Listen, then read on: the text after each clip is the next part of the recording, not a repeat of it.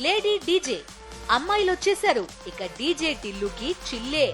పూర్తి వివరాలకు చదవండి రేపటి సాక్షి హైదరాబాద్ ఎడిషన్. ముందుగా కిషోర్ గారు చెప్పండి, ఏమిటి అసలు కిషన్ రెడ్డి గారికి అర్హతే లేదంట, మొత్తం మోడీ గారు ఇది నడుపుతున్నారంటే గుజరాత్ వెళ్ళిపోమంటున్నాడు మిమ్మల్ని అందరినీ, అంటే కిషన్ రెడ్డి గారిని అంటే మిమ్మల్ని అన్నట్టే కదా. అలాగే కేసీఆర్ అనే మొక్క లేకుండా చేస్తానంటున్నారు. మరోవైపు ఏమో కేటీఆర్ గారి మీద కేసులు పెడుతున్న తీరు, బీజేపీ కాంగ్రెస్ కలిసిపోయిందనే వాళ్ళు, మీరేమో బీఆర్ఎస్ కాంగ్రెస్ గెలిచిందని మీరు, ఈ రకంగా మూడు స్తంభాల ఆట నడుస్తూ ఉంది. మహారాష్ట్ర ఎఫెక్ట్ కూడా తెలంగాణ మీద ఏమైనా ఉంటుందా? వీటి మీద మీ కామెంట్ చెప్పండి కిషోర్ గారు. ముందుగా శ్రీనివాస్ గారు మీకు, అట్లాగే రావుల శ్రీధర్ రెడ్డి గారికి, హర్షవర్ధన్ రెడ్డి గారికి, మన సాక్షి టీవీ ప్రేక్షకులందరికీ శుభోదయం అండి.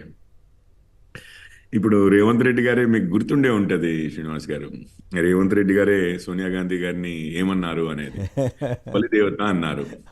పార్లమెంట్ లో లోక్సభలో మోడీ గారు కూడా అదే మాట ఏమన్నారు అంటే, ఇప్పుడు తల్లి బిడ్డ అన్న ఇది కానుపు సమయంలో ఇద్దరిని బతికించగలిగే డాక్టర్ గొప్ప డాక్టర్ అండి, లేకపోతే సాధారణ డాక్టర్ అనుకోండి. ఒకరిని చంపి ఇంకొకరిని బతికించగలిగే డాక్టరు ఇక అది సగం డాక్టరే అన్నట్లు కదా.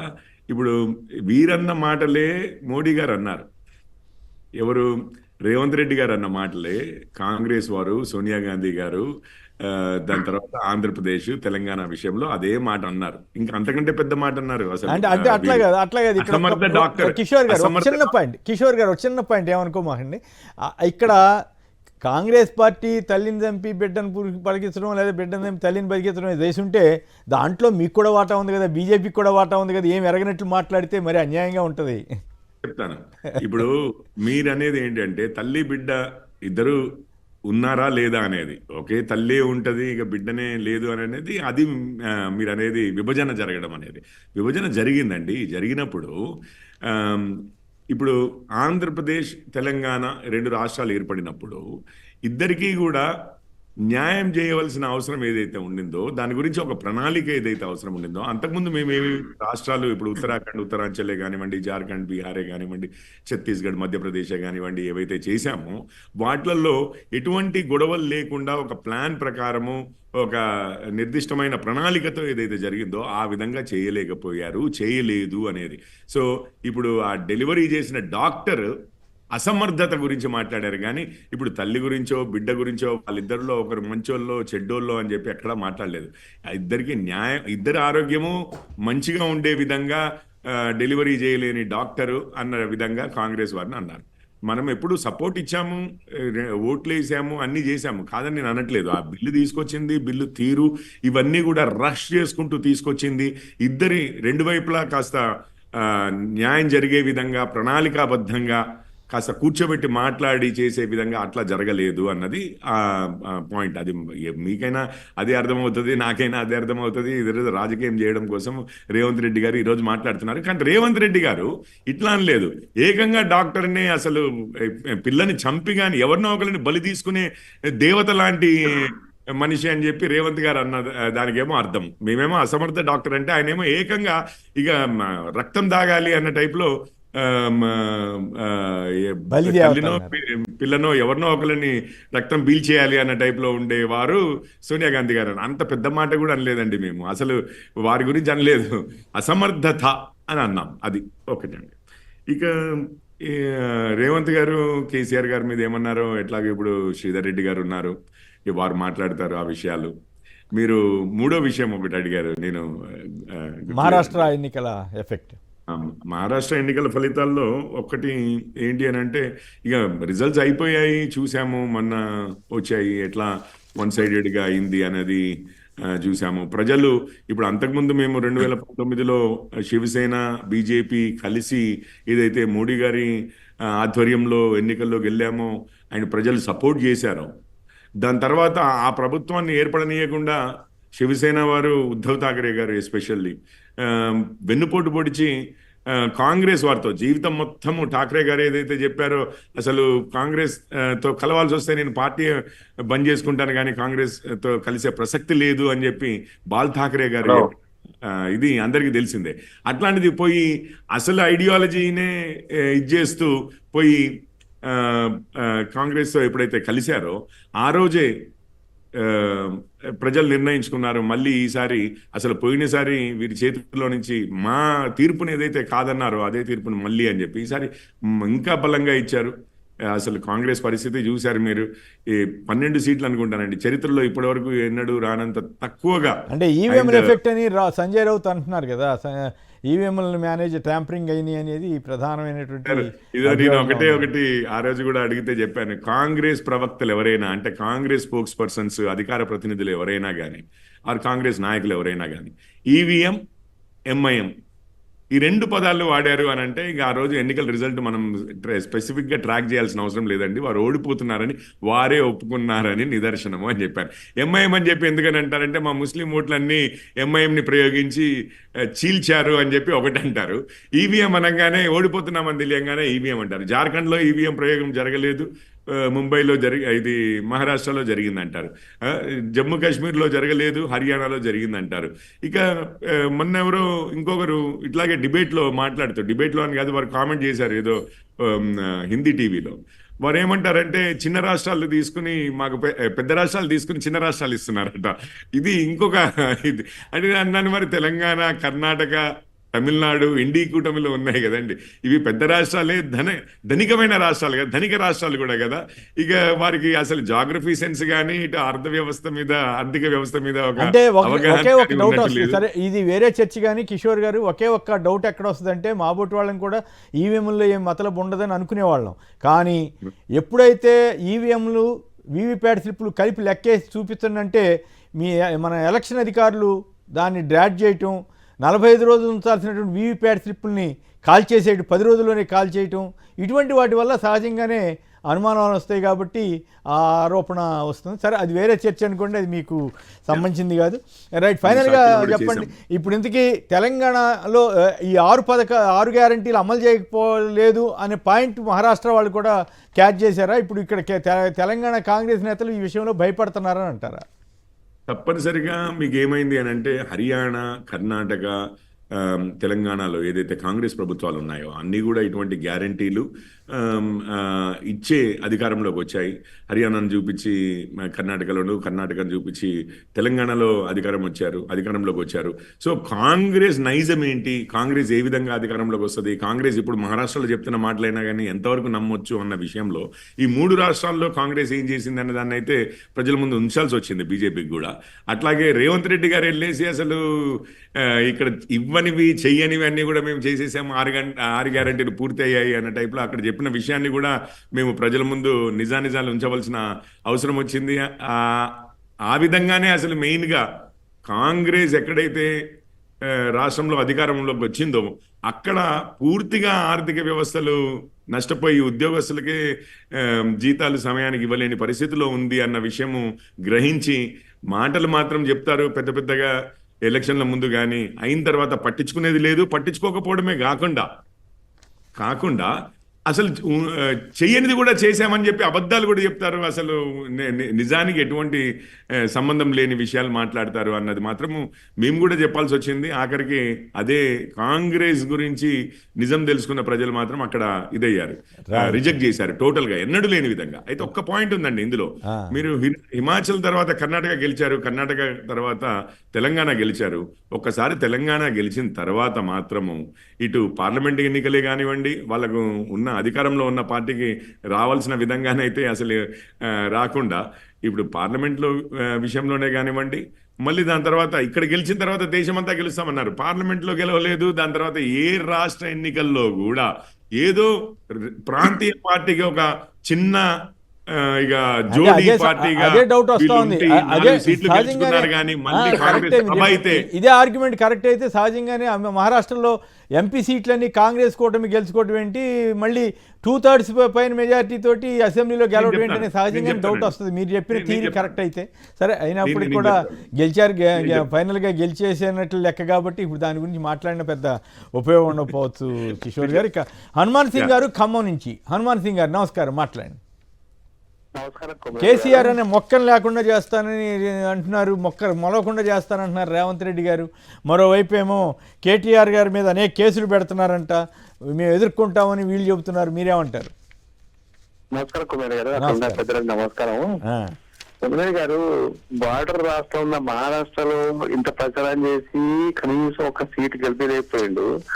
అదే కొంచెం దూరం ఉన్నా కొంచెం బట్టిగారు వెళ్ళి కొంచెం ఏదో గుడ్డులో వెళ్ళాలి, ఏదో కొంత ప్రభుత్వం ఏర్పడాలి, కొంచెం సీట్లు గెలిపించాం అనుకుందాము. ఓకే. జార్ఖండ్ మళ్ళీ బట్టి ఘనతనంటారా? ఇక్కడ రేవంత్ రెడ్డి గారి ఇది అవుతుందా? బట్టి గారు కొంచెం సక్సెస్ అయ్యారు, రేవంత్ రెడ్డి పూర్తిగా ఫెయిల్ అయ్యారు. ఇంకొకటి అండి, మీరు ఖమ్మం జిల్లా వాళ్ళు కాబట్టి బట్టి గారి మీద అభిమానంతో వాళ్ళిద్దరి మధ్య తంపులు పెడుతున్నారా? అలా కాదండి, కనీసం జార్ఖండ్ కొంచెం పరువు దక్కింది ఒక టెంపర్. ఇంకొకటి అండి, రేవంత్ రెడ్డి గారు పరిపాలన చేసి అభివృద్ధి చేస్తామని చెప్పలే ఒక ఛానల్లో. నాకు ఒకటే సీఎం కావాలి కోరిక ఉంది, అది తీర్పు చాలా అన్నాడు. అంతేగాని తెలంగాణ అభిప్రాయం కొంత సంబంధం లేదండి. ఈ 6 గ్యారెంటీ 60 ఏళ్ళు చేసినా కానీ అది చేస్తున్నాడు, అది కాదు. మరి కేసీఆర్కి ఎంత ప్లస్ పాయింట్ అవుతుందంటే మర్రి ఊడడం చాలా కష్టం. కేసీఆర్ చాలా మంచి నాయకుడు. మరి కేటీఆర్ గారి మీద కేసులు పెడుతున్నారు కదా, అవేమి ఇబ్బంది పడవా? ఇబ్బంది పెట్టరా? ఇబ్బంది అవ్వవా? ఇప్పుడు 6 కేసులు పెట్టారంట ఆయా చోట్ల. సార్ అవన్నీ ప్లస్ పాయింట్ సార్ కేసీఆర్ కి. ఇంకొకటి, బీజేపీకి అక్కడ ప్రభుత్వం ఏర్పాటు చేసే అవకాశం ఉంది, కానీ ఇక్కడ తెలంగాణ కొంచెం ప్లస్ అవుతుంది, ఒక 2-3 ఎమ్మెల్యే తప్ప ప్రభుత్వం ఏర్పాటు చేసేంత రాదు నెక్స్ట్ ఎలక్షన్, అది మాత్రం ఖాయం. రైట్. రాజు గారు పెద్దపల్లి నుంచి. రాజు గారు నమస్కారం, మాట్లాడండి. కేసీఆర్ అనే మొక్కను లేకుండా చేస్తానంటున్నాడు రేవంత్ రెడ్డి గారు, కేటీఆర్ మీద ఏమో కేసులు పెడుతున్నారంటున్నారు, మీరేమంటారు? నమస్తే. నమస్తే, మాట్లాడు. అయితే మన బండి సంజయ్ గారు కిషన్ రెడ్డి అన్నదానికి ప్రెస్టేషన్ వేయండి సార్. ఎందుకంటే రేవంత్ రెడ్డి ప్రచారం చేసిన అక్కడ కాంగ్రెస్ గెలవలేదు అనేసరికి ఇక ప్రెస్టేషన్ ఏం మాట్లాడతాను అర్థమైతే. ఇంకోసారి బీజేపీ వాళ్ళు రేవంత్ రెడ్డి కాంగ్రెస్ ని బాగా తిట్టింది, సోనియాని తిట్టింది అని అంటారు. అంతకన్నా దారుణంగా చంద్రబాబు మోడీని తిడితే కూడా అంటే రాజకీయాలలో మంచి చేస్తే వీళ్ళకు నచ్చదేమో అనిపిస్తుంది సార్. భలే పాయింట్ రేజ్ చేశారు మిత్రమా. మా బోటాళ్ళని చాలా బాధపడ్డాం. ఏ మాట కామాట, దేశ ప్రధాని పట్టుకుని టెర్రరిస్ట్ అన్నా, ఇంకా భార్యను ఎలుకోలేని వాడన్నా మేము మా బోటాళ్ళని బాధపడ్డాం. చివరికి బీజేపీ వాళ్ళు మోడీ గారే బాధపడలేదన్న సంగతి తర్వాత అర్థమైంది. రాజకీయం కోసం మరి ఆ స్థాయికి వెళ్ళారు. మరి అంత పెద్ద నాయకులు తెలంగాణలో కేసీఆర్ బలంగా ఉన్నాడని మొత్తం ఏకదాటి చేస్తాడు, ఆంధ్రాలో జగన్ బలంగా ఉన్నాడని మొత్తం అందరు కలిసి ఏకదాటిగా దాడి చేస్తా ఉన్నారు. అంతే సార్, మంచి చేసే వాళ్ళు వీళ్ళకి నచ్చదు, బీజేపీకి కానీ కాంగ్రెస్ కానీ ఎవరికి కూడా నచ్చదు సార్. Right, okay. నేను మహారాష్ట్ర ఎన్నికల ఎఫెక్ట్, మహారాష్ట్ర ఎన్నికల ఫలితాల్లో ఒక్కటి ఏంటి అని అంటే, ఇక రిజల్ట్స్ అయిపోయాయి, చూసాము, మొన్న వచ్చాయి, ఎట్లా 1-sidedగా అయింది అనేది చూసాము. ప్రజలు ఇప్పుడు అంతకుముందు మేము 2019లో శివసేన బీజేపీ కలిసి ఏదైతే మోడీ గారి ఆధ్వర్యంలో ఎన్నికల్లో గెలామో ఆయన ప్రజలు సపోర్ట్ చేశారు. దాని తర్వాత ఆ ప్రభుత్వాన్ని ఏర్పడనీయకుండా శివసేన వారు, ఉద్ధవ్ ఠాకరే గారు ఎస్పెషల్లీ వెన్నుపోటు పొడిచి కాంగ్రెస్ వారితో జీవితం మొత్తము ఠాకరే గారు ఏదైతే చెప్పారో, అసలు కాంగ్రెస్ తో కలవాల్సి వస్తే నేను పార్టీ బంద్ చేసుకుంటాను కానీ కాంగ్రెస్ తో కలిసే ప్రసక్తి లేదు అని చెప్పి బాల్ ఠాకరే గారు, ఇది అందరికీ తెలిసిందే. అట్లాంటిది పోయి అసలు ఐడియాలజీనే ఇచ్చేస్తూ పోయి కాంగ్రెస్తో ఎప్పుడైతే కలిశారో ఆ రోజే ప్రజలు నిర్ణయించుకున్నారు, మళ్ళీ ఈసారి అసలు పోయినసారి వీరి చేతుల్లో నుంచి మా తీర్పుని ఏదైతే కాదన్నారో అదే తీర్పుని మళ్ళీ అని చెప్పి ఈసారి ఇంకా బలంగా ఇచ్చారు. అసలు కాంగ్రెస్ పరిస్థితి చూశారు మీరు. 12 సీట్లు అనుకుంటానండి చరిత్రలో ఇప్పటివరకు ఎన్నడూ రానంత తక్కువగా. అంటే ఈవీఎం ఎఫెక్ట్ అని సంజయ్ రౌత్ అంటున్నారు కదా, ఈవీఎంలను మేనేజ్ ట్యాంపరింగ్ అయినాయి అనేది ప్రధానమైనటువంటి. నేను ఒకటి ఆ రోజు కూడా అడిగితే చెప్పాను, కాంగ్రెస్ ప్రవక్తలు ఎవరైనా అంటే కాంగ్రెస్ స్పోక్స్ పర్సన్స్, అధికార ప్రతినిధులు ఎవరైనా కానీ, ఆర్ కాంగ్రెస్ నాయకులు ఎవరైనా కానీ ఈవీఎం ఎంఐఎం ఈ 2 పదాలు వాడారు అని అంటే ఇక ఆ రోజు ఎన్నికల రిజల్ట్ మనం స్పెసిఫిక్గా ట్రాక్ చేయాల్సిన అవసరం లేదండి, వారు ఓడిపోతున్నారని వారే ఒప్పుకున్నారని నిదర్శనము అని చెప్పాను. ఎంఐఎం అని చెప్పి ఎందుకని అంటారంటే మా ముస్లిం ఓట్లన్నీ ఎంఐఎంని ప్రయోగించి చీల్చారు అని చెప్పి ఒకటి అంటారు. ఈవీఎం అనగానే ఓడిపోతున్నామని తెలియగానే ఈవీఎం అంటారు. జార్ఖండ్లో ఈవీఎం ప్రయోగం జరగలేదు, ముంబైలో ఇది మహారాష్ట్రలో జరిగిందంటారు, జమ్మూ కాశ్మీర్లో జరగలేదు, హర్యానాలో జరిగిందంటారు. ఇక మొన్న ఎవరో ఇంకొకరు ఇట్లాగే డిబేట్లో అని కాదు, వారు కామెంట్ చేశారు ఏదో హిందీ టీవీలో. వారు ఏమంటారంటే చిన్న రాష్ట్రాలు తీసుకుని మాకు పెద్ద రాష్ట్రాలు తీసుకుని చిన్న రాష్ట్రాలు ఇస్తున్నారట. ఇది ఇంకొక ఇది అంటే అన్నాను. మరి తెలంగాణ, కర్ణాటక, తమిళనాడు ఇండి కూటమిలో ఉన్నాయి కదండి. ఇవి పెద్ద రాష్ట్రాలే, ధనికమైన రాష్ట్రాలు కదా, ధనిక రాష్ట్రాలు కూడా కదా. ఇక వారికి అసలు జాగ్రఫీ సెన్స్ కానీ ఇటు ఆర్థిక వ్యవస్థ మీద అంటే ఒకే ఒక డౌట్ ఉన్నట్టు వస్తుంది. లేదు. సరే, ఇది వేరే చర్చ. కానీ కిషోర్ గారు, ఒకే ఒక్క డౌట్ ఎక్కడ వస్తుందంటే, మా బోటి వాళ్ళని కూడా ఈవీఎంలో ఏం మతలబు ఉండదని అనుకునేవాళ్ళం. కానీ ఎప్పుడైతే ఈవీఎంలు వీవీప్యాట్ స్లిప్పులు కలిపి లెక్కేసి చూపిస్తుందంటే, మన ఎలక్షన్ అధికారులు దాన్ని డ్రాడ్ చేయటం, 45 రోజులు ఉంచాల్సినటువంటి వీవీప్యాట్ స్లిప్పుల్ని కాల్ చేసేయటం, 10 రోజుల్లోనే కాల్ చేయటం, ఇటువంటి వాటి వల్ల సహజంగానే అనుమానాలు వస్తాయి. కాబట్టి ఆ ఆరోపణ వస్తుంది. సరే, అది వేరే చర్చ అనుకోండి, అది మీకు సంబంధించింది కాదు. రైట్, ఫైనల్గా చెప్పండి, ఇప్పుడు ఇంతకీ తెలంగాణలో ఈ 6 గ్యారంటీలు అమలు చేయకపోలేదు అనే పాయింట్ మహారాష్ట్ర వాళ్ళు కూడా క్యాచ్ చేశారా? ఇప్పుడు ఇక్కడ తెలంగాణ కాంగ్రెస్ నేతలు ఈ విషయంలో భయపడుతున్నారని అంటారా? తప్పనిసరిగా మీకు ఏమైంది అని అంటే, హర్యానా, కర్ణాటక, తెలంగాణలో ఏదైతే కాంగ్రెస్ ప్రభుత్వాలు ఉన్నాయో అన్నీ కూడా ఇటువంటి గ్యారంటీలు ఇచ్చే అధికారంలోకి వచ్చాయి. హర్యానాను చూపించి కర్ణాటకను చూపించి తెలంగాణలో అధికారంలోకి వచ్చారు. సో కాంగ్రెస్ నైజం ఏంటి, కాంగ్రెస్ ఏ విధంగా అధికారంలోకి వస్తుంది, కాంగ్రెస్ ఇప్పుడు మహారాష్ట్రలో చెప్తున్న మాటలైనా కానీ ఎంతవరకు నమ్మొచ్చు అన్న విషయంలో ఈ 3 రాష్ట్రాల్లో కాంగ్రెస్ ఏం చేసింది అన్న దాన్ని అయితే ప్రజల ముందు ఉంచాల్సి వచ్చింది బీజేపీకి కూడా. అట్లాగే రేవంత్ రెడ్డి గారు వెళ్ళేసి అసలు ఇక్కడ ఇవ్వనివి చెయ్యనివి అన్నీ కూడా మేము చేసేసాము, 6 గ్యారంటీలు పూర్తి అయ్యాయి అన్న టైప్లో అక్కడ చెప్పిన విషయాన్ని కూడా మేము ప్రజల ముందు నిజాలు ఉంచవలసిన అవసరం వచ్చింది. ఆ విధంగానే అసలు మెయిన్గా కాంగ్రెస్ ఎక్కడైతే రాష్ట్రంలో అధికారంలోకి వచ్చిందో అక్కడ పూర్తిగా ఆర్థిక వ్యవస్థలు నష్టపోయి ఉద్యోగస్తులకే జీతాలు సమయానికి ఇవ్వలేని పరిస్థితిలో ఉంది అన్న విషయము గ్రహించి మాటలు మాత్రం చెప్తారు పెద్ద పెద్దగా ఎలక్షన్ల ముందు, కానీ అయిన తర్వాత పట్టించుకునేది లేదు. పట్టించుకోకపోవడమే కాకుండా అసలు చెయ్యనిది కూడా చేశామని చెప్పి అబద్ధాలు కూడా చెప్తారు. అసలు నిజానికి ఎటువంటి సంబంధం లేని విషయాలు మాట్లాడతారు అన్నది మాత్రము మేము కూడా చెప్పాల్సి వచ్చింది. ఆఖరికి అదే కాంగ్రెస్ గురించి నిజం తెలుసుకున్న ప్రజలు మాత్రం అక్కడ ఇదయ్యారు, రిజెక్ట్ చేశారు టోటల్గా, ఎన్నడూ లేని విధంగా. అయితే ఒక్క పాయింట్ ఉందండి ఇందులో. మీరు హిమాచల్ తర్వాత కర్ణాటక గెలిచారు, కర్ణాటక తర్వాత తెలంగాణ గెలిచారు. ఒక్కసారి తెలంగాణ గెలిచిన తర్వాత మాత్రము ఇటు పార్లమెంట్ ఎన్నికలే కానివ్వండి, వాళ్ళకు ఉన్న అధికారంలో ఉన్న పార్టీకి రావాల్సిన విధంగానైతే అసలు రాకుండా ఇప్పుడు పార్లమెంట్లో విషయంలోనే కానివ్వండి, మళ్ళీ దాని తర్వాత ఇక్కడ గెలిచిన తర్వాత దేశమంతా గెలుస్తామన్నారు, పార్లమెంట్లో గెలవలేదు. దాని తర్వాత ఏ రాష్ట్ర ఎన్నికల్లో కూడా ఏదో ప్రాంతీయ పార్టీకి ఒక చిన్న ఇక జోడీ పార్టీగా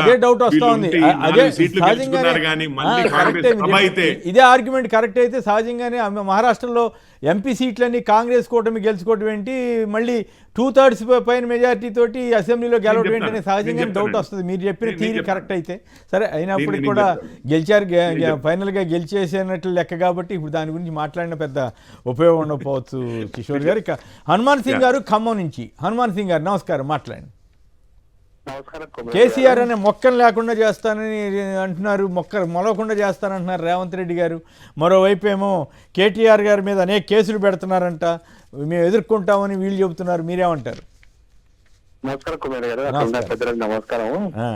కుమార్ గారు, బార్డర్ రాష్ట్రం ఉన్న మహారాష్ట్రలో ఇంత ప్రచారం చేసి కనీసం ఒక సీటు గెలిపేపోయిండు. అదే కొంచెం దూరం ఉన్నా కొంచెం బట్టిగానే వెళ్ళి కొంచెం ఏదో గుడ్డులో వెళ్ళాలి, ఏదో కొంత ప్రభుత్వం ఏర్పడాలి, కొంచెం సీట్లు గెలిపించాం అనుకుందాము. జార్ఖండ్ బట్టి ఘనతనంటారా? ఇక్కడ రేవంత్ రెడ్డి గారి ఇది అవుతుందా? బట్టి గారు కొంచెం సక్సెస్ అయ్యారు, రేవంత్ రెడ్డి పూర్తిగా ఫెయిల్ అయ్యారు. ఇంకొకటి అండి, ఖమ్మం జిల్లా వాళ్ళు కాబట్టి బట్టి గారి మీద అభిమానంతో వాళ్ళిద్దరి మధ్య తంపులు పెడుతున్నారా?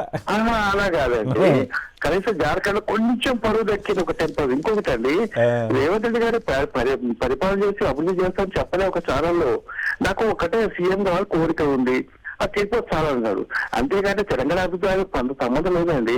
ఈ 6 గ్యారెంటీ 60 ఏళ్ళు చేసినా కానీ అది చేస్తున్నాడు, అది కాదు. మరి కేసీఆర్కి ఎంత ప్లస్ పాయింట్ అవుతుందంటే మర్రి ఊడడం చాలా కష్టం.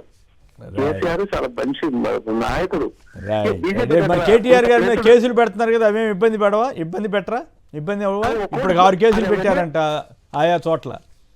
సార్ అవన్నీ ప్లస్ పాయింట్ సార్ కేసీఆర్ కి. ఇంకొకటి, బీజేపీకి అక్కడ ప్రభుత్వం ఏర్పాటు చేసే అవకాశం ఉంది, కానీ ఇక్కడ తెలంగాణ కొంచెం ప్లస్ అవుతుంది, ఒక 2-3 ఎమ్మెల్యే తప్ప ప్రభుత్వం ఏర్పాటు చేసేంత రాదు నెక్స్ట్ ఎలక్షన్, అది మాత్రం ఖాయం. రైట్. రాజు గారు పెద్దపల్లి నుంచి. రాజు గారు నమస్కారం, మాట్లాడండి. కేసీఆర్ అనే మొక్కను లేకుండా చేస్తానంటున్నాడు రేవంత్ రెడ్డి గారు. కేటీఆర్ మీద ఏమో కేసులు పెడుతున్నారంటున్నారు, మీరేమంటారు? నమస్తే. నమస్తే, మాట్లాడు.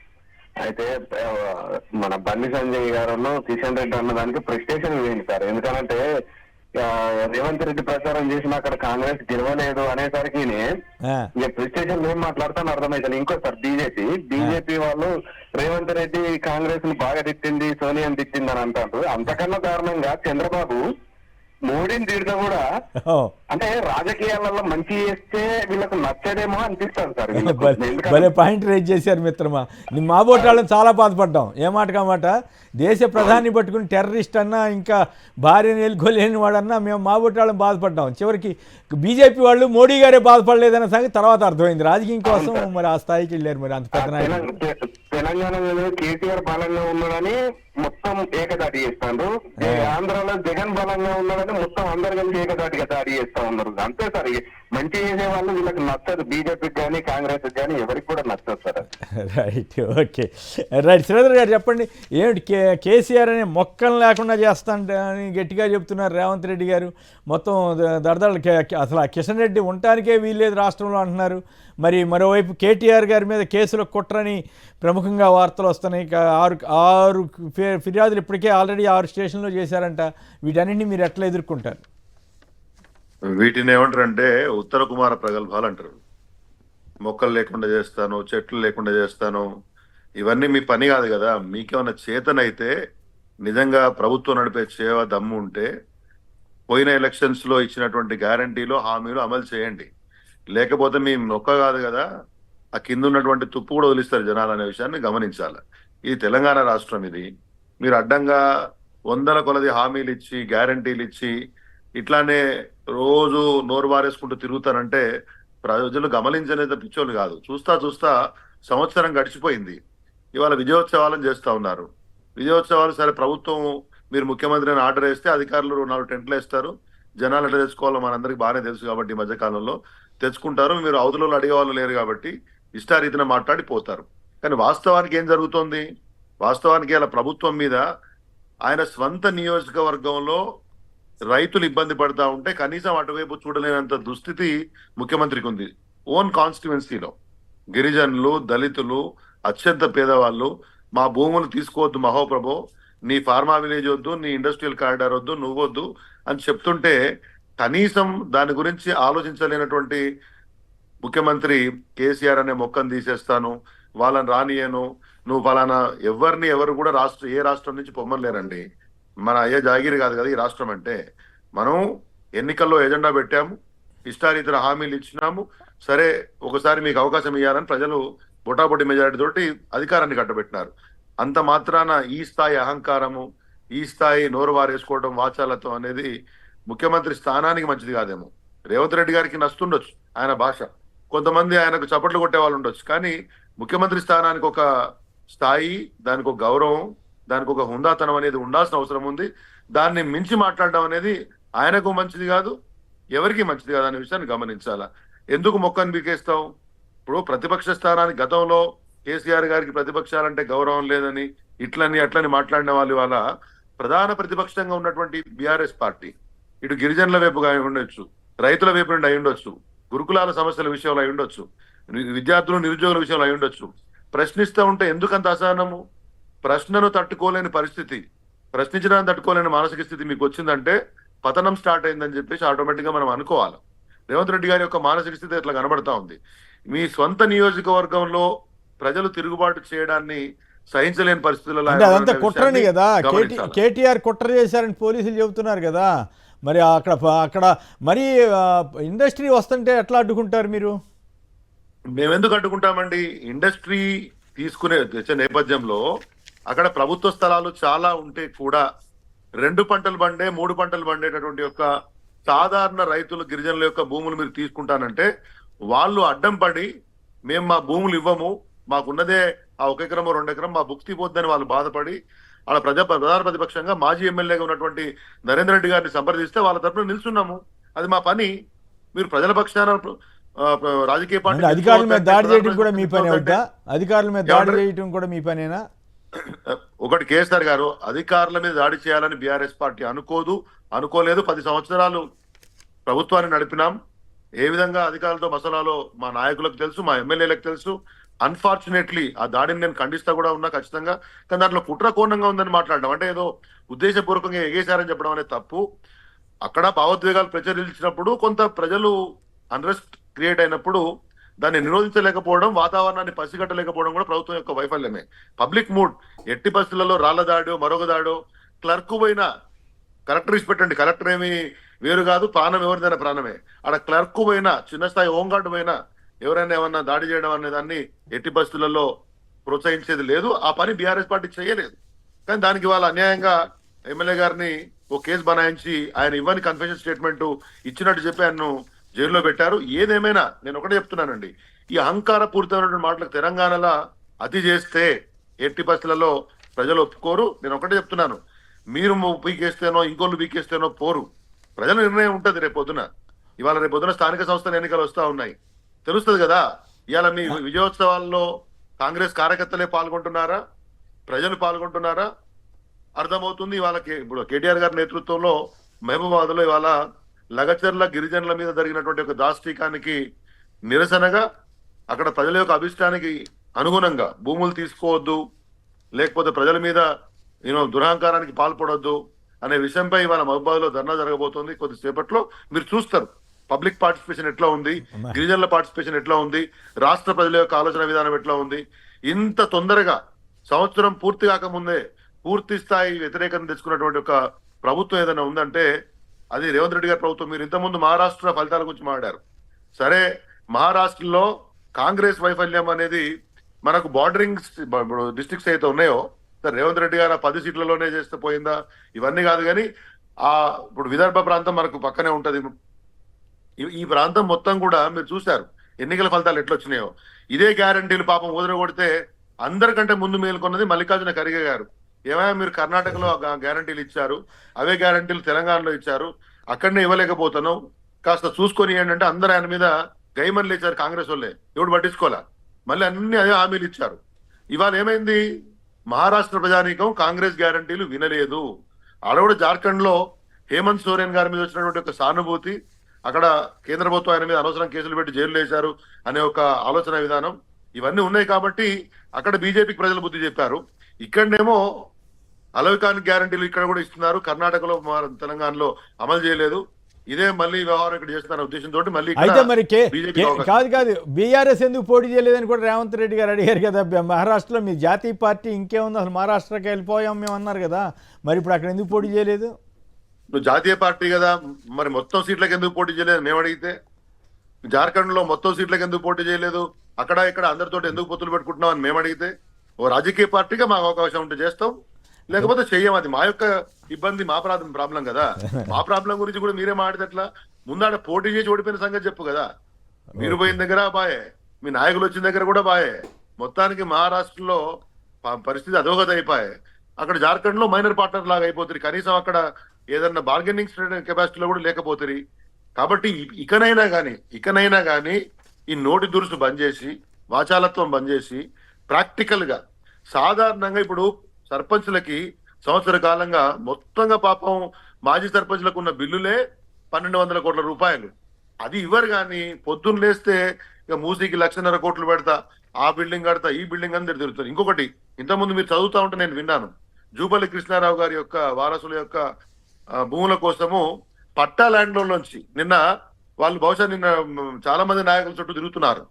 ఆడ అత్తాపూర్ వాస్తవ్యులు కొంతమంది వాళ్ళ యొక్క పట్టా భూముల్లోంచి కోట్లలో కేసులు ఉండగా జూపల్లి కృష్ణారావు గారి యొక్క సుపుత్రుల కోసం వాళ్ళు వేసిన వెంచర్ల కోసం అడ్డగోలుగా ప్రభుత్వ అధికారుల యంత్రాంగం మొత్తం పనిచేస్తా అంటే వెంచర్లు అంటే ఏ మేరకు రాష్ట్రంలో అధికార దుర్వినియోగం అవుతుందో. ఓకే, వెంచర్లు అంటే ఇంకొక ఇంట్రెస్టింగ్ వార్త రాశారు.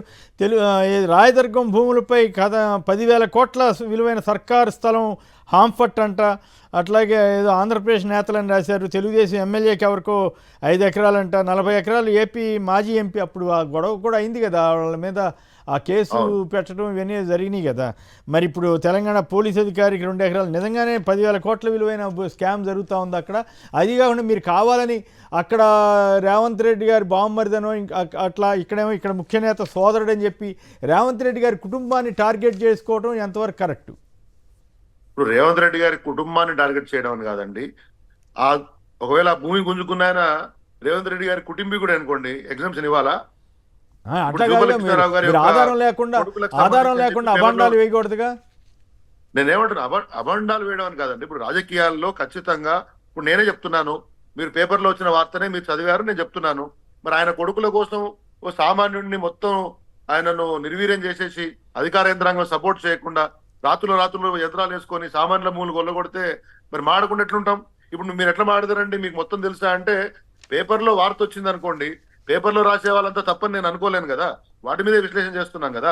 ఇలా 10,000 కోట్ల, 15,000 కోట్ల, 1000 కోట్ల, 100 కోట్ల ప్రభుత్వ భూములు కానీ సామాన్య భూములు కానీ కొల్లగొడుతుంటే మాట్లాడకుండా ఎట్లుంటాం? అది ఎవరి కుటుంబీకులైనా మాట్లాడతాం, దీనిలో ఎగ్జామ్షన్ ఏం లేదు. కాబట్టి నేనేమంటున్నా, ఖచ్చితంగా ఇప్పుడు వచ్చినటువంటి వార్తల మీద కూడా ప్రభుత్వం విచారణ జరపాలి. ఈ పోలీస్ అధికారులు లేకపోతే ఐఏఎస్ అధికారులు ఈ కుమ్మక్కై భూములు రాత్రి కట్టబెట్టడం ఎవరైనా పర్లేదు, irrespective of the political party, ప్రజాధనాన్ని లేకపోతే ప్రభుత్వ భూములను కొల్లగొడుతుంటే మాట్లాడకుంటే ఎట్లా అండి? ఇది ఆల్రెడీ కొన్ని కేసుల్లో గత ప్రభుత్వానికి సంబంధించి ఐఏఎస్ల మీద వాళ్ళ మీద విచారణ నేనేమంటున్నా, నిష్పక్షపాతంగా విచారణ చేయండి. ఐఏఎస్ అధికారి ఎవరైనా ఆ భూములు కొల్లగొట్టి ఉంటే యు ఆర్ లిబర్టీ, మీ గవర్నమెంట్ ఉంది. ఎక్కడ కూడా ప్రభుత్వ ధనాన్ని వృధా చేయడము, కొల్లగొట్టడము దీంట్లో రాజకీయ పార్టీలకు అతీతంగానే ఉండాలనే నా ఉద్దేశం. రైట్. మానవతరాయ్ గారు చెప్పండి, కేసీఆర్ అని మొక్కల్ని లేకుండా చేసేస్తానని రేవంత్ రెడ్డి గారు అనడం కానీ, అలాగే కేటీఆర్ గారి మీద ఇష్టారీతిలో కేసులు పెట్టడం కానీ, ఇవన్నీ ఏం సంకేతాలు ఇస్తున్నాయి? ఇవన్నీ కూడా కావాలని చేస్తున్నారు అని చెప్పి బీఆర్ఎస్ వాళ్ళు కానీ బీజేపీ వాళ్ళు కానీ విమర్శిస్తున్నారు. మరోవైపు మహారాష్ట్ర ఫలితాల ఎఫెక్టు మీ మీద ఏ రకంగా ఉండబోతోంది? మీ 6 గ్యారెంటీలు అమలు చేయలేదన్న విషయం వాళ్ళకి తెలిసిపోయిందని చెప్తున్నారు. మీరేమంటారు? దాని ఉద్దేశం ఏంటంటే తులసి వనంలో గంజాయి మొక్కల్ని వేస్తామని అర్థం. దానివల్ల ఎందుకు తెలంగాణ 10 ఏళ్లలో తెలంగాణ ఉద్యమాల గడ్డగా ఉన్న తెలంగాణ రాష్ట్రంలో 10 ఏళ్లు మాదక ద్రవ్యాల సరఫరా ఆ వ్యవహారాలతో మునిగిపోయింది. దానిలో యువత పెడదారి పట్టింది. స్కూళ్ల స్థాయి కూడా గంజాయి, హెరాయిన్ లాంటి మనం చూసాము, వార్తలన్నింటినీ కూడా చూసాము. కాబట్టి వారి ఉద్దేశంలో ముఖ్యమంత్రి గారు రావడంతో గంజాయి నిషేధించే కార్యక్రమాలు, పటిష్టమైన చర్యలు, మాదక ద్రవ్యాలు లేకుండా చర్యలు చేపట్టారు. కాబట్టి మాటల ప్రసంగంలో ఆ విధంగా మాట్లాడారు. అయినా కానీ ఇంత అవినీతి, ఒక పక్క కాళేశ్వరంలో అవినీతి వచ్చు, ఫోన్ ట్యాపింగ్ లో అవినీతి వచ్చు, ఫార్ములా 1 రేసులో 55 కోట్ల అవినీతి వచ్చు. ఈ ఉచ్చులతో బీసుకుపోతున్నటువంటి కేసీఆర్ గారు పైన గతంలో మేము పోరాటం చేసాం. ప్రజలు మమ్మల్ని నమ్మారు. మా ప్రజల నమ్మకాన్ని మేము జవాబుదారీతనంగా ఉంటాం. ప్రజాధనం దుర్వినియోగం అయింది. ప్రజాధనం దుర్వినియోగం కాబట్టి మేము ప్రజల్లో పోరాటం చేసిన అంశాలపైన ప్రజలు కాంగ్రెస్ కు అవకాశం ఇచ్చారు. కాబట్టి ప్రజల నమ్మకాన్ని మొమ్ము చేయకుండా అంటే కక్ష సాధింపు కాదు, వాళ్ళు పెట్టే పేరు కక్ష సాధింపు. ఇది జరిగిన తప్పులు, అవినీతి పైన చట్ట ప్రకారం చర్య తీసుకునే చర్యలు జరుగుతున్నాయి. కాబట్టి ఆ విధంగా మాట్లాడి ఇట్లా అవినీతిమయంలో కూరుకుపోయిన ప్రభుత్వాన్ని పార్లమెంట్, గత కేసీఆర్ గారిని పార్లమెంట్ ఎన్నికలు చూసాం, లేవలేకున్నారు. జాకీలు పెట్టి లేపినా లేవలేని పరిస్థితి. దాదాపు 9 స్థానాల్లో డిపాజిట్ రాలేదు. ఒక ఉద్యమం పేరుతో అధికారంలోకి వచ్చిన పార్టీ 105 స్థానాలు, 2018లో 108 స్థానాలు, అంటే మా స్థానాలు కూడా కలుపుకొని 108 స్థానాలు సాధించిన కేసీఆర్ పార్టీ మరి ఏ విధంగా పడిపోయింది పార్లమెంట్ మొన్న వచ్చేసరికి అంటే ప్రజలు పూర్తిగా తిరస్కరించారు. మేము ఎట్లాగూ సంక్షేమ పథకాలు అమలు చేసి తీరతాం. దాదాపు ఇప్పుడు 6 గ్యారంటీల్లో దాదాపు 98% తీర్చడం, ఇంకా 2, 3 ఉన్నాయి.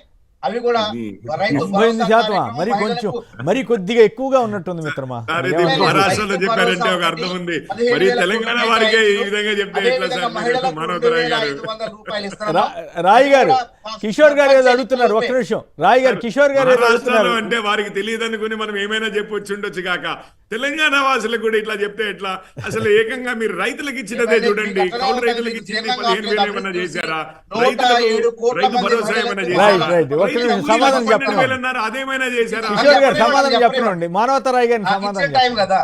రైట్. మహాలక్ష్మి బస్సు పథకం కింద ఉచిత బస్సు పథకం కింద అది వాస్తవం. 7 కోట్ల మంది ప్రయాణించారు, 3,000 కోట్ల ఆదా చేసుకున్నారు.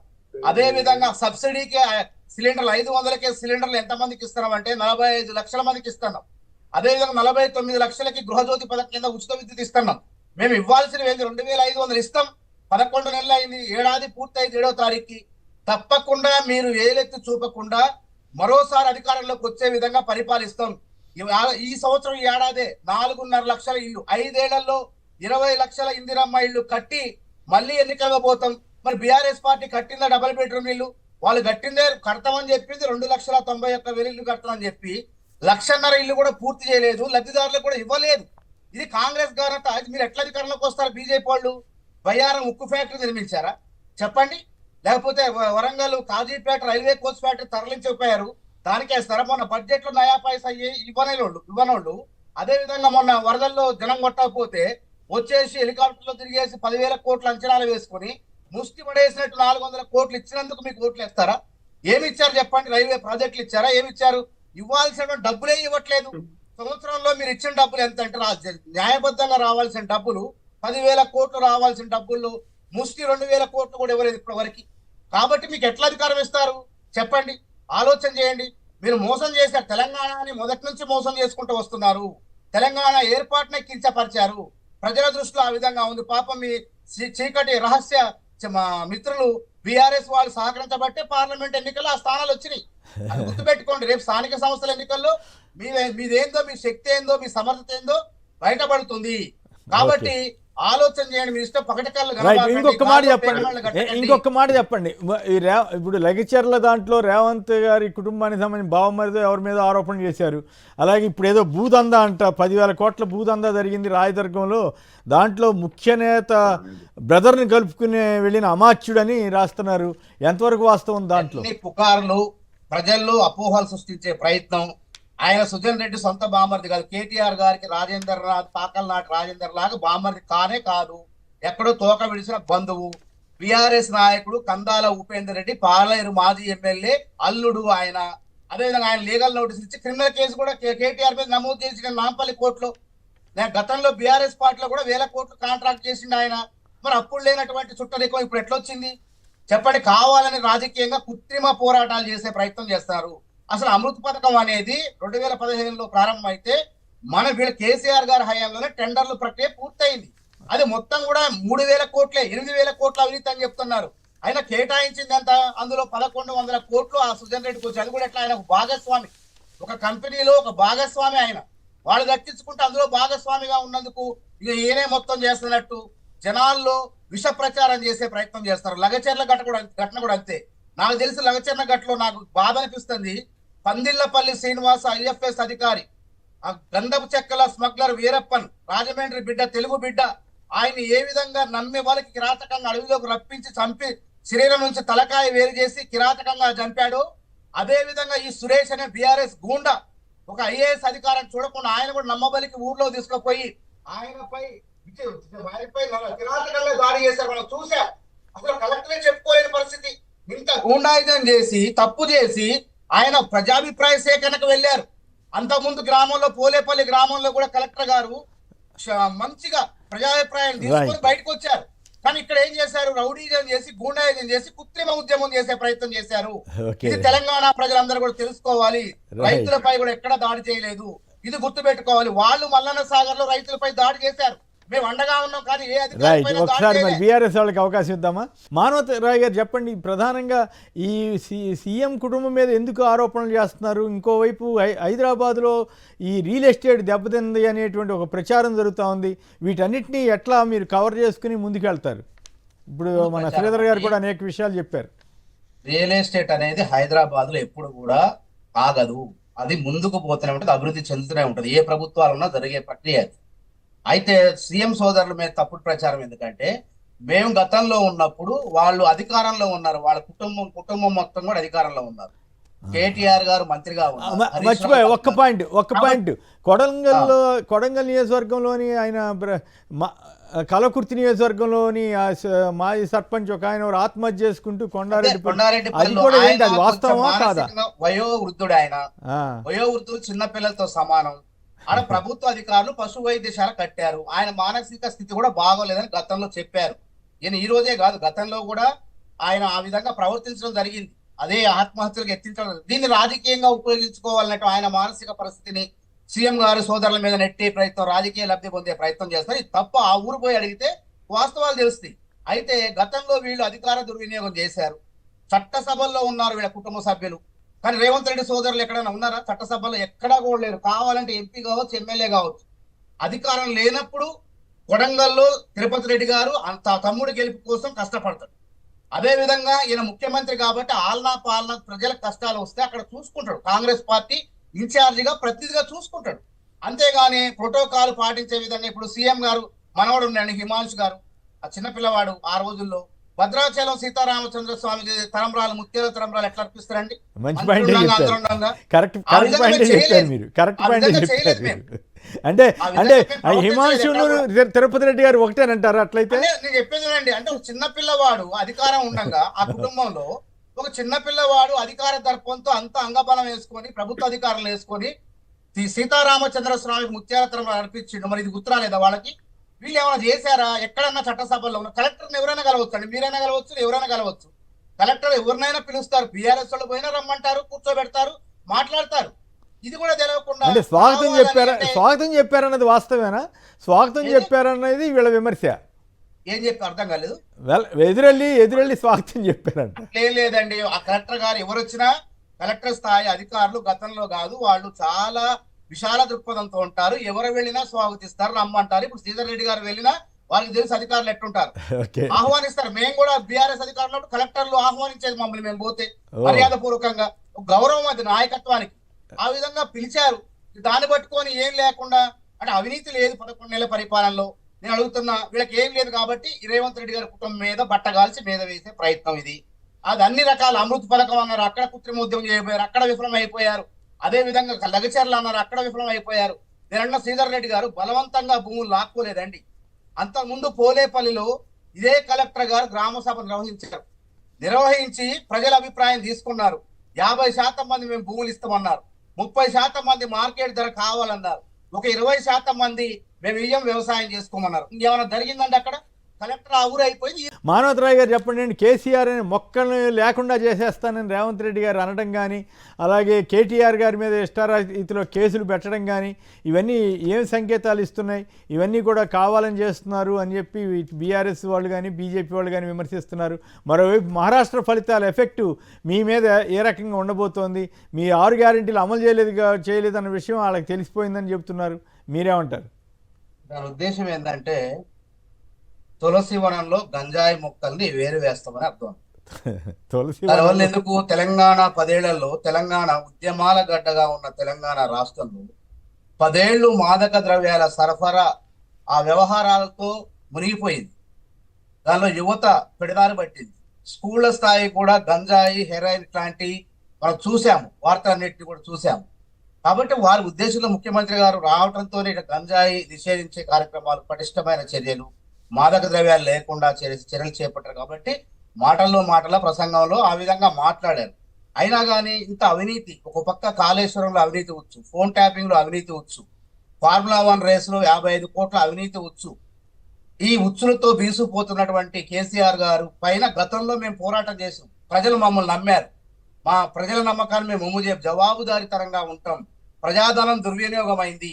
ప్రజాధనం దుర్వినియోగం కాబట్టి మేము ప్రజల్లో పోరాటం చేసిన అంశాలపైన ప్రజలు కాంగ్రెస్ కి అవకాశం ఇచ్చారు. కాబట్టి ప్రజల నమ్మకాన్ని మొమ్ము చేయకుండా అంటే కక్ష సాధింపు కాదు, వాళ్ళు పెట్టే పేరు కక్ష సాధింపు. ఇది జరిగిన తప్పులు, అవినీతి పైన చట్ట ప్రకారం చర్య తీసుకునే చర్యలు జరుగుతున్నాయి. కాబట్టి ఆ విధంగా మాట్లాడి ఇట్లా అవినీతిమయంలో కూరుకుపోయిన ప్రభుత్వాన్ని పార్లమెంట్, గత కేసీఆర్ గారిని పార్లమెంట్ ఎన్నికలు చూసాము, లేవలేకుండా జాకీలు పెట్టి లేపినా లేవలేని పరిస్థితి. దాదాపు 9 స్థానాల్లో డిపాజిట్ రాలేదు. ఒక ఉద్యమం పేరుతో అధికారంలోకి వచ్చిన పార్టీ 105 స్థానాలు, 2018లో 108 స్థానాలు, అంటే మా స్థానాలు కూడా కలుపుకొని 108 స్థానాలు సాధించిన కేసీఆర్ పార్టీ మరి ఏ విధంగా పడిపోయింది పార్లమెంట్ మొన్న వచ్చేసరికి అంటే ప్రజలు పూర్తిగా తిరస్కరించారు. మేము ఎట్లాగూ సంక్షేమ పథకాలు అమలు చేసి తీరతాం. దాదాపు ఇప్పుడు 6 గ్యారంటీల్లో దాదాపు 98% తీర్చడం, ఇంకా 2, 3 ఉన్నాయి. అవి కూడా రైతు 98% మరి కొంచెం మరి కొద్దిగా ఎక్కువగా ఉన్నట్టుంది మిత్రమా. సార్, ఇది మహారాష్ట్రలో చెప్పారంటే ఒక అర్థం ఉంది, మరి తెలంగాణ వారికే ఈ విధంగా చెప్తే ఎట్లా సార్? మానవతరాయ్ గారు, రాయ్ గారు, కిషోర్ గారు ఏదో అడుగుతున్నారు, ఒక్క నిమిషం. రాయ్ గారు, కిషోర్ గారు ఏదో మహారాష్ట్రలో అడుగుతున్నారు. అంటే వారికి తెలియదు అనుకుని మనం ఏమైనా చెప్పొచ్చు ఉండొచ్చు కాక, తెలంగాణ వాసులకు కూడా ఇట్లా చెప్తే ఎట్లా? అసలు ఏకంగా మీరు రైతులకు ఇచ్చినదే చూడండి, కౌలు రైతులకు ఇచ్చింది 15,000 ఏమన్నా చేశారా? రైతులకు రైతు భరోసా ఏమైనా చేశారా? సమాధానం చెప్పండి. 12,000 అన్నారు, అదేమైనా చేశారా? కిషోర్ గారు సమాధానం చెప్పండి, మానవతరాయ్ గారిని సమాధానం టైం కదా. రైట్. మహాలక్ష్మి బస్సు పథకం కింద, ఉచిత బస్సు పథకం కింద అది వాస్తవం. 7 కోట్ల మంది ప్రయాణించారు, 3,000 కోట్ల ఆదా చేసుకున్నారు. అదే విధంగా సబ్సిడీకి సిలిండర్లు 500కే సిలిండర్లు ఎంత మందికి ఇస్తున్నాం అంటే 45 లక్షల మందికి ఇస్తున్నాం. అదే విధంగా 49 లక్షలకి గృహజ్యోతి పథకం కింద ఉచిత విద్యుత్ ఇస్తున్నాం. మేము ఇవ్వాల్సినవి 2,500 ఇస్తాం. 11 నెలలు అయింది, ఏడాది పూర్తయింది 7వ తారీఖుకి. తప్పకుండా మీరు ఏలెత్తి చూపకుండా మరోసారి అధికారంలోకి వచ్చే విధంగా పరిపాలిస్తాం. ఈ సంవత్సరం, ఈ ఏడాదే 4.5 లక్షల ఇల్లు, 5 ఏళ్లలో 20 లక్షల ఇందిరమ్మ ఇల్లు కట్టి మళ్ళీ ఎన్నికగా పోతాం. మరి బీఆర్ఎస్ పార్టీ కట్టిందా డబుల్ బెడ్రూమ్ ఇల్లు? వాళ్ళు కట్టిందే కడతామని చెప్పింది 2,91,1,000 ఇల్లు కడతామని చెప్పి 1,50,000 ఇల్లు కూడా పూర్తి చేయలేదు, లబ్ధిదారులకు కూడా ఇవ్వలేదు. ఇది కాంగ్రెస్ ఘనత. మీరు ఎట్లా అధికారంలోకి వస్తారు? బీజేపీ వాళ్ళు బయ్యారం ఉక్కు ఫ్యాక్టరీ నిర్మించారా చెప్పండి? లేకపోతే Warangal Kazipet railway coach factory తరలించకపోయారు, దానికేస్తారా? మొన్న బడ్జెట్ లో నయా పైసా ఇవ్వనోళ్ళు. అదే విధంగా మొన్న వరదల్లో జనం కొట్టకపోతే వచ్చేసి హెలికాప్టర్ లో తిరిగేసి 10,000 కోట్ల అంచనాలు వేసుకుని ముష్టి పడేసినట్టు 400 కోట్లు ఇచ్చినందుకు మీకు ఓట్లు వేస్తారా? ఏమి ఇచ్చారు చెప్పండి? రైల్వే ప్రాజెక్టులు ఇచ్చారా? ఏమి ఇచ్చారు? ఇవ్వాల్సిన డబ్బులే ఇవ్వట్లేదు. సంవత్సరంలో మీరు ఇచ్చిన డబ్బులు ఎంత అంటే న్యాయబద్ధంగా రావాల్సిన డబ్బులు 10,000 కోట్లు రావాల్సిన డబ్బులు ముష్టి 2,000 కోట్లు కూడా ఇవ్వలేదు ఇప్పటి వరకు. కాబట్టి మీకు ఎట్లా అధికారం ఇస్తారు చెప్పండి? ఆలోచన చేయండి. మీరు మోసం చేశారు, తెలంగాణని మొదటి నుంచి మోసం చేసుకుంటూ వస్తున్నారు. తెలంగాణ ఏర్పాటునే కించపరిచారు. ప్రజల దృష్టిలో ఆ విధంగా ఉంది. పాపం మీ చీకటి రహస్య మిత్రులు బీఆర్ఎస్ వాళ్ళు సహకరించబట్టే పార్లమెంట్ ఎన్నికల్లో ఆ స్థానాలు వచ్చినాయి. అది గుర్తుపెట్టుకోండి. రేపు స్థానిక సంస్థల ఎన్నికల్లో మీదేందో, మీ శక్తి ఏందో, మీ సమర్థత ఏందో బయటపడుతుంది. కాబట్టి ఆలోచన చేయండి. మీ ఇష్టం పకటకల్లు. ఇంకొక మాట చెప్పండి. ఇప్పుడు లగచర్ల దాంట్లో రేవంత్ గారి కుటుంబానికి సంబంధించి బావమరిదో ఎవరి మీద ఆరోపణ చేశారు. అలాగే ఇప్పుడు ఏదో భూదందా అంట, 10,000 కోట్ల భూదందా జరిగింది రాయదుర్గంలో. దాంట్లో ముఖ్య నేత బ్రదర్ని కలుపుకుని వెళ్ళిన అమాత్యుడని రాస్తున్నారు. ఎంతవరకు వాస్తవం దాంట్లో? పుకార్లు, ప్రజల్లో అపోహలు సృష్టించే ప్రయత్నం. ఆయన సుజన్ రెడ్డి సొంత బామర్ది కాదు. కేటీఆర్ గారికి రాజేందర్నాథ్, పాకల్నాటి రాజేందర్ లాగా బామర్ది కానే కాదు. ఎక్కడో తోక విడిచిన బంధువు. బీఆర్ఎస్ నాయకుడు కందాల ఉపేందర్ రెడ్డి, పాలేరు మాజీ ఎమ్మెల్యే అల్లుడు ఆయన. అదేవిధంగా ఆయన లీగల్ నోటీస్ ఇచ్చి క్రిమినల్ కేసు కూడా కేటీఆర్ మీద నమోదు చేసిన నాంపల్లి కోర్టులో. గతంలో బీఆర్ఎస్ పార్టీలో కూడా 1,000 కోట్లు కాంట్రాక్ట్ చేసిండు ఆయన. మరి అప్పుడు లేనటువంటి చుట్టరికం ఇప్పుడు ఎట్లొచ్చింది చెప్పండి? కావాలని రాజకీయంగా కృత్రిమ పోరాటాలు చేసే ప్రయత్నం చేస్తారు. అసలు అమృత్ పథకం అనేది 2015లో ప్రారంభమైతే మన వీళ్ళ కేసీఆర్ గారి హయాంలోనే టెండర్ల ప్రక్రియ పూర్తయింది. అది మొత్తం కూడా 3,000 కోట్లే, 8,000 కోట్ల అవినీతి అని చెప్తున్నారు. ఆయన కేటాయించింది ఎంత? అందులో 1,100 కోట్లు ఆ సుజన్ రెడ్డికి వచ్చి. అది కూడా ఎట్లా? ఆయన భాగస్వామి, ఒక కంపెనీలో ఒక భాగస్వామి ఆయన. వాళ్ళు దక్కించుకుంటే అందులో భాగస్వామిగా ఉన్నందుకు ఇక ఈయనే మొత్తం చేస్తున్నట్టు జనాల్లో విష ప్రచారం చేసే ప్రయత్నం చేస్తారు. లగచర్ల ఘటన కూడా అంతే. నాకు తెలిసి లగచర్ల ఘటనలో నాకు బాధ అనిపిస్తుంది. పందిళ్లపల్లి శ్రీనివాస ఐఎఫ్ఎస్ అధికారి, ఆ గంధపు చెక్కల స్మగ్లర్ వీరప్పన్, రాజమండ్రి బిడ్డ, తెలుగు బిడ్డ, ఆయన ఏ విధంగా నమ్మి వాళ్ళకి కిరాతకంగా అడవిలోకి రప్పించి చంపి శరీరం నుంచి తలకాయ వేరు చేసి కిరాతకంగా చంపాడు. అదే విధంగా ఈ సురేష్ అనే బీఆర్ఎస్ గూండా ఒక ఐఏఎస్ అధికారం చూడకుండా ఆయన కూడా నమ్మబలికి ఊర్లో తీసుకుపోయి ఆయనపై కిరాతకంగా దాడి చేశారు. మనం చూసాం. అసలు కలెక్టరే చెప్పుకోలేని పరిస్థితి. ఇంత గూండాయుధం చేసి, తప్పు చేసి ఆయన ప్రజాభిప్రాయ సేకరణకు వెళ్ళారు. అంతకుముందు గ్రామంలో, పోలేపల్లి గ్రామంలో కూడా కలెక్టర్ గారు మంచిగా ప్రజాభిప్రాయం తీసుకొని బయటకు వచ్చారు. కానీ ఇక్కడ ఏం చేశారు? రౌడీజం చేసి, గూండాయుధం చేసి, కృత్రిమ ఉద్యమం చేసే ప్రయత్నం చేశారు. ఇది తెలంగాణ ప్రజలందరూ కూడా తెలుసుకోవాలి. రైతులపై కూడా ఎక్కడ దాడి చేయలేదు, ఇది గుర్తుపెట్టుకోవాలి. వాళ్ళు మల్లన్న సాగర్ లో రైతులపై దాడి చేశారు. మేము అండగా ఉన్నాం, కానీ ఏ రైట్, అధికారిపైన దాడి ఒకసారి మరి చేయలే. బీఆర్ఎస్ వాళ్ళకి అవకాశం ఇద్దామా? మానవత రాయ్ గారు చెప్పండి, ప్రధానంగా ఈ సీఎం కుటుంబం మీద ఎందుకు ఆరోపణలు చేస్తున్నారు? ఇంకోవైపు హైదరాబాద్లో ఈ రియల్ ఎస్టేట్ దెబ్బతింది అనేటువంటి ఒక ప్రచారం జరుగుతూ ఉంది. వీటన్నిటినీ ఎట్లా మీరు కవర్ చేసుకుని ముందుకెళ్తారు? ఇప్పుడు మన శ్రీధర్ గారు కూడా అనేక విషయాలు చెప్పారు. రియల్ ఎస్టేట్ అనేది హైదరాబాద్ లో ఎప్పుడు కూడా ఆగదు, అది ముందుకు పోతూనే ఉంటుంది, అభివృద్ధి చెందుతూనే ఉంటుంది. ఏ ప్రభుత్వాలున్నా జరిగే ప్రక్రియ అది. అయితే సీఎం సోదరుల మీద తప్పుడు ప్రచారం ఎందుకంటే, మేము గతంలో ఉన్నప్పుడు వాళ్ళు అధికారంలో ఉన్నారు, వాళ్ళ కుటుంబం మొత్తం కూడా అధికారంలో ఉన్నారు. కేటీఆర్ గారు మంత్రిగా ఉన్నారు. హరీష్ మర్చిపోయా రావు ఒక్క పాయింట్ కొడంగల్ నియోజకవర్గంలోని ఆయన కలకుర్తి నియోజకవర్గంలోని మాజీ సర్పంచ్ ఒక ఆయన ఆత్మహత్య చేసుకుంటూ కొండారెడ్డి అది కూడా ఏంటి, అది వాస్తవమా కాదా? వయోవృద్ధుడు ఆయన, వయోవృద్ధులు చిన్న పిల్లలతో సమానం. ఆడ ప్రభుత్వ అధికారులు పశు వైద్యశాల కట్టారు. ఆయన మానసిక స్థితి కూడా బాగోలేదని గతంలో చెప్పారు. ఈయన ఈ రోజే కాదు, గతంలో కూడా ఆయన ఆ విధంగా ప్రవర్తించడం జరిగింది. అదే ఆత్మహత్యలకు ఎత్తించడం, దీన్ని రాజకీయంగా ఉపయోగించుకోవాలన్నట్టు ఆయన మానసిక పరిస్థితిని సీఎం గారు సోదరుల మీద నెట్టే ప్రయత్నం, రాజకీయ లబ్ధి పొందే ప్రయత్నం చేస్తారు. ఇది తప్ప ఆ ఊరు పోయి అడిగితే వాస్తవాలు తెలుస్తాయి. అయితే గతంలో వీళ్ళు అధికార దుర్వినియోగం చేశారు. చట్టసభల్లో ఉన్నారు వీళ్ళ కుటుంబ సభ్యులు, కానీ రేవంత్ రెడ్డి సోదరులు ఎక్కడైనా ఉన్నారా? చట్టసభలో ఎక్కడా కూడా లేరు. కావాలంటే ఎంపీ కావచ్చు, ఎమ్మెల్యే కావచ్చు. అధికారం లేనప్పుడు కొడంగల్లో తిరుపతి రెడ్డి గారు తమ్ముడు గెలుపు కోసం కష్టపడతాడు. అదే విధంగా ఈయన ముఖ్యమంత్రి కాబట్టి ఆలనా పాలన ప్రజలకు కష్టాలు వస్తే అక్కడ చూసుకుంటాడు. కాంగ్రెస్ పార్టీ ఇన్ఛార్జిగా ప్రతిదిగా చూసుకుంటాడు. అంతేగాని ప్రోటోకాల్ పాటించే విధంగా ఇప్పుడు సీఎం గారు మనవడు ఉన్నాడు హిమాంశు గారు, ఆ చిన్నపిల్లవాడు. ఆ రోజుల్లో భద్రాచలం సీతారామచంద్ర స్వామి తరంబ్రాలు, ముత్యాల తరంబ్రాలు ఎట్లా అర్పిస్తారండి? మంచి పాయింట్ చెప్పారు, కరెక్ట్ పాయింట్ చెప్పారు మీరు, కరెక్ట్ పాయింట్ చెప్పారు.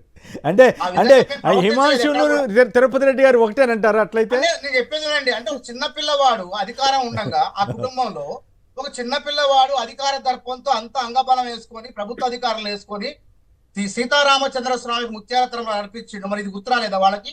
వీళ్ళు ఏమైనా చేశారా? ఎక్కడన్నా చట్టసభల్లో ఉన్న కలెక్టర్ని ఎవరైనా కలవచ్చు అండి, మీరైనా కలవచ్చు, ఎవరైనా కలవచ్చు. కలెక్టర్ ఎవరినైనా పిలుస్తారు, బీఆర్ఎస్ వాళ్ళు పోయినా రమ్మంటారు, కూర్చోబెడతారు, మాట్లాడతారు.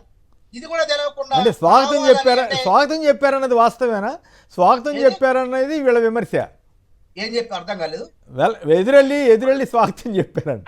లేదండి, ఆ కలెక్టర్ గారు ఎవరు వచ్చినా కలెక్టర్ స్థాయి అధికారులు గతంలో కాదు, వాళ్ళు చాలా విశాల దృక్పథంతో ఉంటారు. ఎవరు వెళ్ళినా స్వాగతిస్తారు, రమ్మంటారు. ఇప్పుడు శ్రీధర్ రెడ్డి గారు వెళ్ళినా వాళ్ళకి తెలుసు అధికారులు ఎట్టుంటారు, ఆహ్వానిస్తారు. మేము కూడా బీఆర్ఎస్ అధికారులు కలెక్టర్లు ఆహ్వానించేది మమ్మల్ని, మేము పోతే మర్యాద పూర్వకంగా గౌరవం అది నాయకత్వానికి.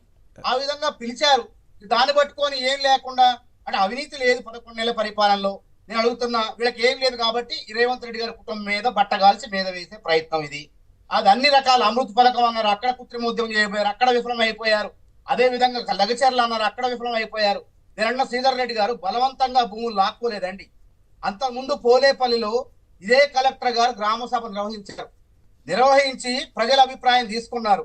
50% మంది మేము భూములు ఇస్తామన్నారు, 30% మంది మార్కెట్ ధర కావాలన్నారు, ఒక 20% మంది మేము ఇయ్యం వ్యవసాయం చేసుకోమన్నారు. ఇంకేమైనా జరిగిందండి అక్కడ?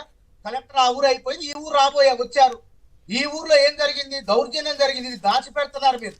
కలెక్టర్ పోలీసులతో మంది మార్గాలతో పోలే, దాడి చేయడానికి పోలే, అభిప్రాయ సేకరణ కోసమే పోయారు. ఇది గుర్తుపెట్టుకోండి. మసిపూసి మారేడికాయ చేయొద్దు. అక్కడ గ్రీన్ ఫీల్డ్ ఫార్మా అది. దాన్ని ఏం చేశారు? ప్రజల్లో తప్పుడు సంకేతాలు పంపిస్తారని చెప్పేసి ఆయన పారిశ్రామిక కారిడార్ అని చెప్పారు. అంతే తప్ప దీనివల్ల ఎవరికి నష్టం జరగలేదు. బలవంతంగా మీరు గుంజుకున్నట్టు మల్లన్న సాగర్ లో గుంజుకుంటే మేమన్నా కలెక్టర్ మీద దాడి చేసినావా? వాళ్లకు న్యాయ పోరాటం చేసినాం. అయినా ఎన్నో మార్గాలు ఉన్నాయి పోరాటం చేయడానికి.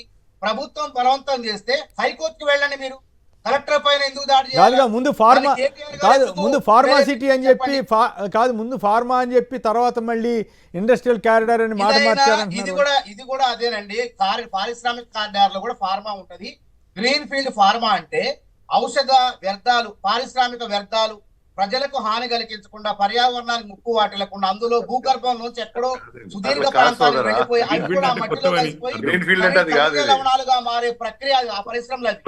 కాబట్టి ప్రజల్లో విష ప్రచారం చేస్తున్నారు. ఇది మనకు హాని కలిగిస్తుంది, రోగాలు బారిన పడుతుంది. ఒక్క నిమిషం, ఎవరు శ్రీధర్ గారా కిషోర్ గారా? నేను మాట్లాడతాను ఒక నిమిషం. శ్రీధర్ గారు మాట్లాడండి. ఫస్ట్ ఆఫ్ ఆల్ అదే అవినీతి కార్యక్రమం అవినీతి జరిగిందా? కాళేశ్వరంలో చేసినట్టు అవినీతి జరిగిందా? అక్రమాలు జరిగినాయి. ఏమంటే ఈ పథకం అరే మీరు బాబు ఏమంటున్నారు? రైట్ ఒక్క శ్రీధర్ గారు రాష్ట్రం శ్రీధర్ గారు కంప్లీట్ చేయండి. దగ్గరండి, గుర్తుపెట్టుకోండి. ఆవేశపడితే ఎట్లా? ఇప్పుడు మానవతరాయ్. ఏదో కమిషన్లు ఒక్క నిమిషం. తీసుకున్నారు అంటున్నారు మీరు బయట పెట్టండి, దీనిపైన పోరాటం చేయండి. ఎక్కడ ఒక్కటే నిమిషం. కాంగ్రెస్ రైట్ ఒక్క కేసీఆర్ నిమిషం గారు. రాయి గారు ఆగండి. రైట్ శ్రీధర్ గారు ముందు complete మా చేయండి. మిత్రుడిని తక్కువ చేయాలన్న ఉద్దేశం కాదు. ఆయన university student. Green field project అంటే కాలుష్య రహిత ప్రాజెక్ట్ అని కాదు, అది అర్థం చేసుకోవాలి. ఒకటి. నెంబర్ 2, ముఖ్యమంత్రి చెప్పారు అది ఫార్మా కాదు, చాలా క్లియర్ చెప్పారు, ఇండస్ట్రియల్ కారిడార్ అని. కరెక్ట్ చేసుకోండి సమాచారం. 3, కలెక్టర్ మీద దాడి చేయించడం అనేది బీఆర్ఎస్ పార్టీ చేసింది కాదు, ఉద్దేశపూర్వకం కాదు. అక్కడ మా కార్యకర్త ఉండడము, ప్రజలతో కలిసి ఉండడం ఆ సమయంలో అనేది యాదృచ్ఛికము. నెంబర్ 4, ఇంకొక విషయం, నేను ఎన్నిటికి ఒకటే ముగింపు పలుకుదాం. నేరుగా ముఖ్యమంత్రి గారి యొక్క నియోజకవర్గానికి వారే మంది మార్బలతోటి వెళ్ళి మొత్తం గ్రామ సభ పెట్టి 50% ల్యాండ్ అక్విజిషన్ యాక్ట్ ఉంది, యాక్ట్ ప్రకారమైనా కానీ వాళ్ళ యొక్క అనుమతి తెచ్చుకోండి. ఇంతకు మించి బ్రహ్మాండమైనటువంటి ఇప్పుడు రైట్ ఒక నాయకుడు సొంత నియోజకవర్గానికి పోకుండా ఉంటే ఏంటండి రాష్ట్ర ముఖ్యమంత్రి గారు వెళ్ళి చేయండి. అప్పుడు మీరేంటో మేమేంటో తెలిసిపోతుంది కదా. రైట్ మేము వెళ్ళకుండా ఎందుకు ఉద్దేశపూర్వకంగా ఉంటారులే, మిమ్మల్ని సొంత అడ్డుకోవాలని కాదు, ఏది సొంత అడ్డుకోవాలని కాదు. సొంత నియోజకవర్గానికి వెళ్ళకుండా ఉంటారా? రాయి గారు ఒక మాటలో వెళ్ళండి అంటున్నా చెప్పండి. నేను, వెళ్ళాలని కోరుకుంటున్నాను. ముఖ్యమంత్రి గారు వెళ్తారు, ప్రజల్ని మాట్లాడతారు, భయపడుతున్నారు. అది. వాళ్ళు జైల్లో పెట్టాలని ఉద్యోగిస్తారు, భయపడుతున్నారు. వాళ్ళు ఒప్పుకుంటే అక్కడ వాళ్ళకి అండగా పారిశ్రామిక ఉండండి. కారిడార్ నిర్మిస్తారు. వాళ్ళకు కేసీఆర్ ఎవరో గారి లెక్క అంతవరకు గజ్వేల్ అట్లయితే తప్పు లేదు. నియోజకవర్గంలో నాయకుడు అయిపోయి సంవత్సరాలు వేరే వాళ్ళు ఎవరో పోయి చెప్పడం కాదండి, స్వయంగా ఉన్నట్టు ముఖ్యమంత్రి గారు రేవంత్ రెడ్డి గారు ఉండరని వారు పోయి- గుర్తుపెట్టుకోండి. ఓకే రైట్ అండి. శ్రీధర్ రెడ్డి గారు, మానవతారాయ్ గారు, కిషోర్ గారు అందరికి కూడా ధన్యవాదాలు. ఇది నేటి చర్చా కార్యక్రమం.